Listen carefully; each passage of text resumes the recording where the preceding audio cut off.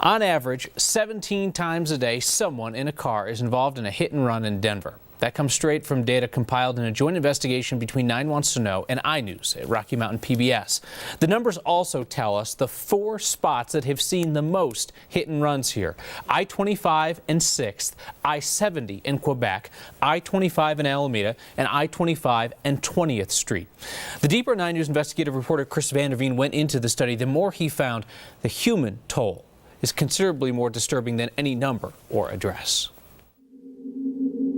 Hello, 911, where's your emergency? Few things compel the culpable to act I need Denver Police Emergency. more than good old-fashioned guilt. Okay, is your emergency in Denver? Well, I was involved in a hit and run last night. Hours after Mark DeLeon hit a man with his car, he called 911 So that was a hit and run with your vehicle?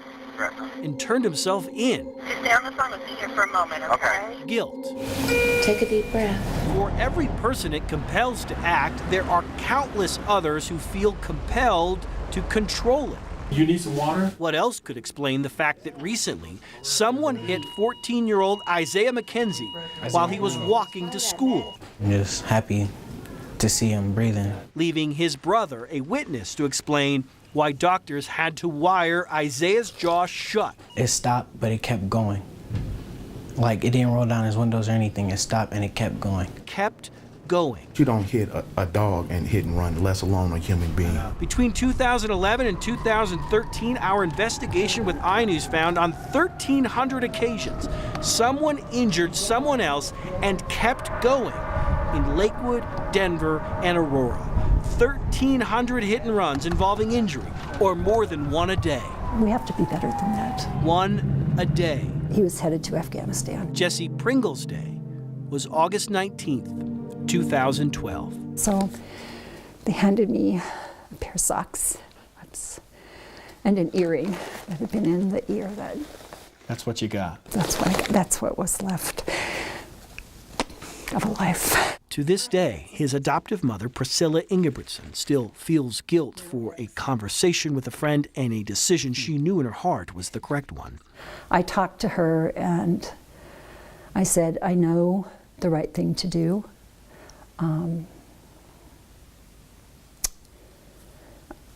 And she just gave me the courage. She said, if you know the right thing to do, then go do it. 7 days after a car crushed him, life support stopped. One of 34 people in Colorado in 2012 to die as a result of a driver who never felt enough guilt to stop. We understand the hit. It's the run we don't understand. You know, that's the problem.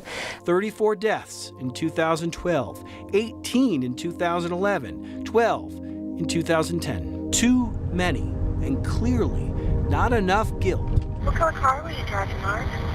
It's gray. Not enough guilt to go around. I want acknowledgement, you know. I want to sit face to face and say, this is how I am. Who are you and how has it been for you? That would give me peace of mind. We're on the front end of a project that will take us well into the rest of the year working on hit and runs. In 2012, Colorado ranked in the top 10 per capita in the U.S. when it came to fatal hit and runs. As Priscilla Ingebrigtsen told us, we can do better. One thing we can all do, start using the hashtag #JustSTOP when you come across a hit and run and you're online on either Twitter or Facebook. And by all means, let us know if there's a hit and run we need to cover. Something that we've talked an awful lot about over the last year, we will talk about more. You spoke about the moral aspect of it, the guilt that compels people to stop. What about the legal compulsion here? The state legislature changed the law a few years ago to disincentivize people from running from the scene. Interesting to note that in all the data that we've compiled so far, Kyle, it doesn't appear as if it's having an impact. There's still more years to come, but we'll see what happens. See if the public component of shame can change the equation, if this just becomes something that people can't do. Something's got to work. All right, Chris, thank you. You bet. Right now, police are investigating a hit and run that has killed a juvenile boy in Denver tonight. It happened within the last hour near Colfax and Federal. And 9 News reporter Lindsay Watts is live there with new details on a possible arrest. Lindsay, what can you tell us? Eric, we learned from police just minutes ago that the man accused of hitting and killing a child and then driving off was arrested at his home in Aurora. We still do not know that suspect's name. Now, the hit and run happened right around 8 o'clock tonight. Police say an 11-year-old Hispanic boy was crossing Federal near Colfax when he was struck. The boy's family members were here when we arrived, obviously heartbroken. A woman collapsed in the street, screaming and crying. Something just terrible to see and difficult for police as well. It doesn't matter what the situation is. If you hit someone, you need to stop. That's the bottom line to this. That's whether it's dark or not, stop. If the kids are crossing the wrong place, okay, that's one thing, but you still need to stop and offer aid. There's an average of 1 injury from a hit and run every day in the Denver area. That's what we learned in a joint investigation with iNews, the investigative wing of PBS in Colorado. Over at 9news.com, you can watch our reporting from the past week on what some say has turned into an epidemic of hit and runs. Now, we plan on bringing you much more on this issue in the coming weeks. And if you want to join us in discussing on social media, we're using the hashtag #JustSTOP. Here in Denver, police have a suspect in custody now in connection with a hit and run on Colorado at East Iowa this morning. Police located the driver's Jeep Wrangler around 7:30, and as you can see, there's extensive damage to the front end, and it was found with this tarp on top. One person was injured in the crash. The victim was driving a Ford Explorer when the Jeep just kept on going on Iowa after hitting him. The victim was taken to the hospital with a possible fracture. A hit and run this evening at 14th and Quebec in Denver sent a woman to the hospital. The suspect ran off, was caught shortly after by police. 9 News reporter Whitney Wild joins us from the intersection where all this happened. Whitney? Well, Kyle, even though this accident cleared hours ago, if you come out here, you can still see debris at 14th and Quebec. We'll give you a look at what drivers see when they roll through here. Police are staying tight-lipped about this crash, saying only that the suspect has been arrested. It all happened just after 4 p.m. 9 News spoke with the driver of the car which was hit. She says the suspect fled on foot seconds after hitting her car and that several witnesses saw it happen. She adds that the woman who was sent to the hospital was her passenger, Kyle. Here's how she described the moments leading up to the crash between the two sedans. She was coming northbound and I was going southbound, so I saw her like swerve out and then just like her car was like on top of my car. There wasn't anything I could do about it. I tried to slam on my brakes to stop, but it was just too late. I couldn't do anything to keep it from happening. Along a busy street in Wheat Ridge, you might never notice what's left. You might never realize what happened here fewer than 24 hours ago. It's just more disturbing than anything that something like this can happen. But it just takes a glance, a moment, to see how much will be left behind. At 8:45 last night, police say Alton Kirkland was speeding down Kipling when he caused a horrific 3-car crash that took 18-year-old Jordan Sprouse's life. He was at that point as a teenager where you try to decide who you are. For those closest to him, it's an indescribable loss. As family and friends gather to remember and reflect, the emotions are raw, the pain hard to manage. Jordan's dad, Jamie, calls him the kindest boy you would ever meet. Had a bigger heart than some people would know because he was pretty quiet. In death, he says there's just one lifeline. You need forgiveness to go on in life, that's for sure. I taught my son that. Tonight, a quiet boy's impact speaks volumes. If he had any faults, he wore his heart on his sleeve, and I don't think that's a fault at all. You can't help but notice that. Police say that Kirkland will likely face vehicular homicide charges as well as domestic violence charges and felony menacing. Back to you guys. Whitney, you see all the people there and you see how many people are affected by one hit and run. Exactly. We're hoping to end this epidemic by continuing to report on all the lives that are lost. All right, Whitney Wild in Wheat Ridge. Thanks, Whitney. A new Colorado law will give police more time to investigate hit-and-run cases when someone is killed. As 9 News political reporter Brandon Ritteman explains, police were concerned about the 5-year statute of limitations to bring charges. 9 Wants to Know put a spotlight on hit and runs. He just hit the bike. Why it's hard to get good leads from witnesses, the large number of cases, and the ticking clock police are up against trying to solve them. Well, that's our version of the cold case board. The fatal cases on this whiteboard have to be solved in 5 years, or the culprits can never be brought to trial. Starting this summer, police will get twice as long on new cases. Those names stay on the whiteboard that much longer, another 5 years, which is really important. Let's take this good idea and make it into a better law. Governor John Hickenlooper signed the bill at the Capitol, surrounded by supporters who frankly would have liked the bill to go further. Initially, the hope was to have it unlimited, no statute of limitations for fatal hit and runs, but we'll take what we can get to start out with. But what people need to know is that now there's even a longer period of time to look for you if you kill somebody and flee. So just stay there. It's not going to be as bad as you think it's going to be. In other words, just stop. It's the law, and it just got that much tougher. Brandon Rittiman, 9 News. The new law takes effect July 1st and only applies to cases after that. And next year, supporters hope to pass a similar bill aimed at hit-and-run cases with injuries, not just fatalities. Drivers in Colorado who flee after killing someone will have to look over their shoulders for quite a bit longer due to a piece of legislation that went into effect today. The measure, brought forward after a series of 9 Wants to Know reports, doubles what is known as the statute of limitations for deadly hit and runs. Investigative reporter Chris Vanderveen brings us what's come to symbolize the problem in the latest report in our Just Stop campaign. At Denver's traffic operations, Unfinished work, unfinished business. it's as unavoidable as it is understated. That board is always there. Here, the dry erase board might as well be a clock. There's your name. Attached to that name is a victim, a location, a date, and a clock that's running out. Sergeant Mike Farr knows prior to today, the deadline to solve a fatal hit and run was 5 years. Starting today, any new addition to this list will automatically receive a wider window. Any hit and run involving a fatal injury now extends my statute of limitations to 10 years. I now have a full decade to find the perpetrator of that crime. In a city where nearly 1/3 of all people involved in accidents leave the scene, that's not insignificant. It's from this day forward, says Larry Stevenson with Metro Denver Crime Stoppers. He likens it to a new tool in the toolbox. It's sort of like when you're fixing something around the house. You look for that flathead, but it's not the right size and you can't find the right size. They always need that extra tool. Yet when the governor signed the extension into law, the bill talked only of fatal hit and runs. It did not address those involving serious injury. There, the legal timeline remains 3 years. 3 years. That has to be a topic of conversation, and we're going to take that back to the table, most definitely. Back at DPD, the dry erase board has run out of room. Next unsolved fatal will have to go on a new one. At least then they say they'll have more time to keep it up. Again, this will not impact hit and runs that occurred before today, only those that happen from here on out. There are some people who wanted to eliminate the statute of limitations altogether for fatal hit and runs.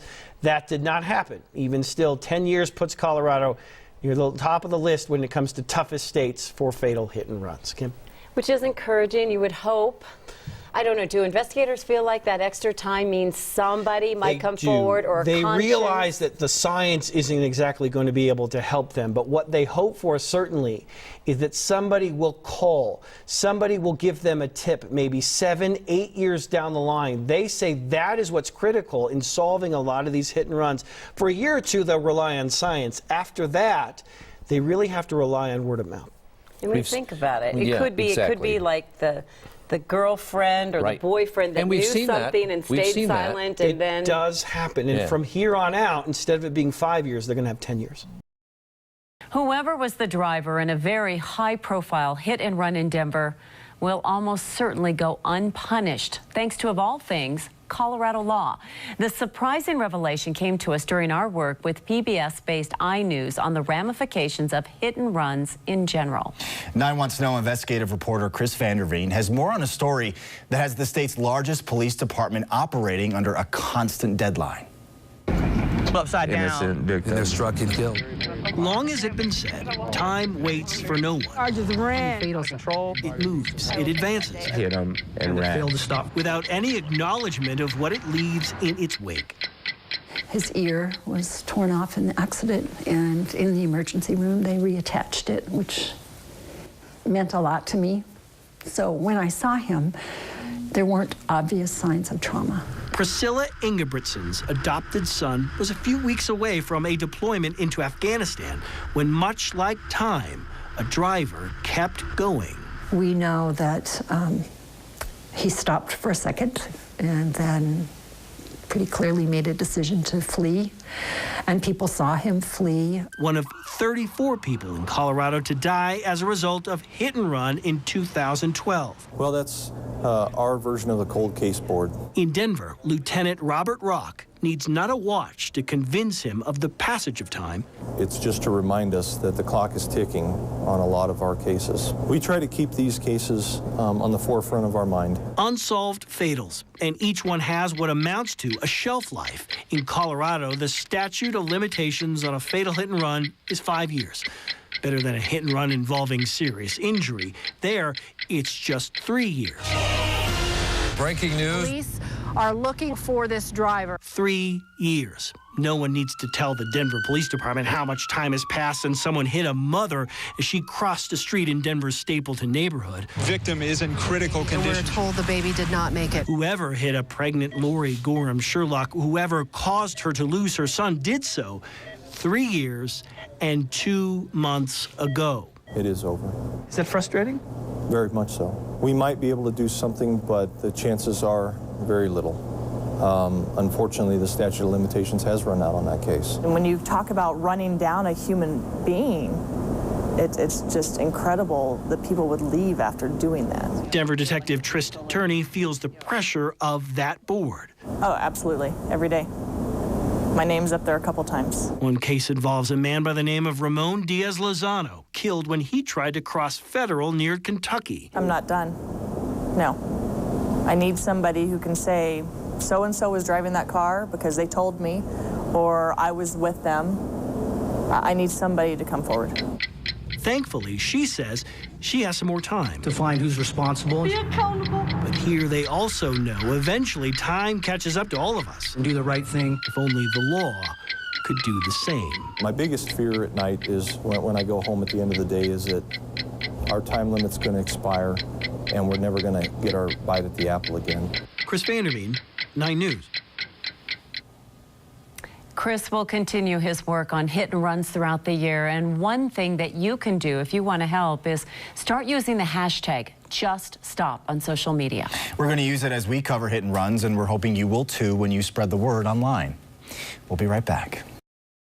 For months now, we have devoted a lot of coverage here to hit and runs in our Just Stop campaign with iNews at Rocky Mountain PBS. That conversation helped convince the legislature to pass a bill just yesterday to double the statute of limitations for fatal hit and runs. The bill is awaiting the governor's signature. Tonight, we asked 9 Wants to Know investigator Chris Vanderveen to take a closer look at some astounding numbers that continue to result in broken bodies and broken hearts. Denver 911. Your emergency. Denver 911. Call it a crisis of conscience to flee or not to flee. The guy's down. He may be seriously injured. In Denver, our numbers show more than 1 in 4 of all accidents, from fender benders to fatals, involve drivers who flee. The national average is closer to 1 in 10. I'm sure you guys are getting a bunch of calls. July 30th, 2013. Car accident right in front of the car. Just ran into a bunch of people. Mark Skipper slams a sob into a bus stop. The crash seriously injures one. The vehicle's missing a tire. Yep, he ran out of the car. He just took a left-hand turn. An hour and a half after the accident, he was laying on his girlfriend's bed sleeping, while everyone else in the Denver Police Department was looking for a person who was driving the Saab. Last week, the 9-time felon received 6 years. Yet incarceration isn't always inevitable. Can you tell me what happened back in August? I looked down my stereo for probably about 5 seconds, felt impact on my car. Colorado State Trooper Trent Waters. Did you see any blood or hair or anything in the damage area? Wants to know. No, I did not. What Joseph Douglas knows about a 2011 hit and run. I assumed that it was a deer that I probably hit, and just continued about my night. Turns out, he didn't hit a deer. I felt an impact from behind. That's the last thing that I remember. He hit Hinckley High School athletic director, Go to prom with you? Tristan Rogers. Her left ankle still contains the 14 screws to prove it. I'm always in discomfort. It's always stiff, it's always swollen. 85% is my new 100. State Patrol made this animation to show what happened. I'm still here. A lot of people can't say that they're still here. I never saw what it was. Last year, a judge gave Douglas probation, not unusual in Arapahoe County, where we found only 7% of hit and runs involving serious injury led to a prison sentence. In Denver, we found it happened 34% of the time. In Adams, 44%. So we went to Arapahoe County. It does concern me. Relatively new Arapahoe County DA George Brockler told us this is a problem his office will address. If you get involved in an accident, you will stay at the scene. And if you don't, you can count on the fact that your liberty is going to be taken away from you. Tough talk at a time when we've tracked and detailed not just hundreds of injuries, but also the deaths of 132 people since 2008, 132 lives, 132 faces. I lost the center of my world. Ray Cabri. He was the rock in our family. Was 57. Everybody looked up to him. One of 34 to die in 2012, the worst year we studied. To date, police have yet to make an arrest in this case. To leave him lay in the dirt.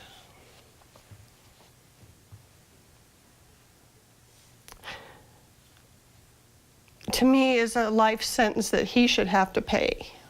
Cabri was on a motorcycle. Most of the deaths involved people on their own 2 feet. I swear I remember hitting something. I don't remember hitting a person. Pedestrians make up 55% of all deaths since 2008. Pedestrians like Kathy Hill-Young, struck and killed by a van in Denver. A surveillance camera shows people running toward her as the van speeds away. I thought I hit a tree. A tree was in front of me when I started to reverse. Carol Ferries received 4 years.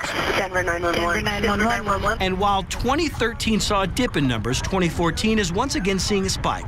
1/3 of the year down, and we've seen 11 deaths. An ongoing crisis of conscience. Too much crisis and not enough conscience. I don't, for the life of me, understand how you could impact a human's life and drive away from that, not knowing what you've done to somebody. It has happened again, this time near Iliff and Race around 7 this morning. Denver police say they issued a Medina alert for this silver 4-door sedan. They say the driver took off after hitting a man who was getting out of his car. The victim is recovering at a hospital. But today's hit and run comes just 1 year since a mother lost her 2 young boys in a similar way. 9 News reporter Megan Fitzgerald is following this story for us, and Megan, police are still looking for that driver. And Eric, that grieving mother is still hopeful that they will find the driver who hit her and killed her 2 children right here in this intersection. That mother told us, with the help of a translator today, that this intersection is the reason why it's hard for her to step outside of her home. She sat and cried at the time, all the time, when she looked at the photo. There could never be a way to describe the pain of losing 2 young children. Zamaka was 8, his brother Azika just 6. They immigrated to this country from Burma, and like many other parents, Zamabi wanted to give her sons a better life. She had a dream before for her children. She wanted to be, an educator for her children in America. She had dreams, but they had dreams too. The elder son said to her, his mom before, he wanted to be, when he grew up, he wanted to be a soldier in America. It was what they wanted. But one snowy day in March, while crossing the street with her sons at 14th and Yosemite, just feet away from their home, that dream was snatched away. Denver police say someone driving a Cadillac Escalade slammed into Zama and her 2 boys and then sped off. She doesn't want to eat. Zama prefers to sit here now in silence. Going outside is too painful, and believing that her 2 sons are gone is unbearable. All there is left to do now, she says, is wait for police to find who killed her 2 innocent boys. Me too, you know. Yeah, apologize. She went to get the police to find the person. Denver police consider this still a very active and ongoing investigation. They're asking anybody who has information about this case or any other hit and run to contact their department right away.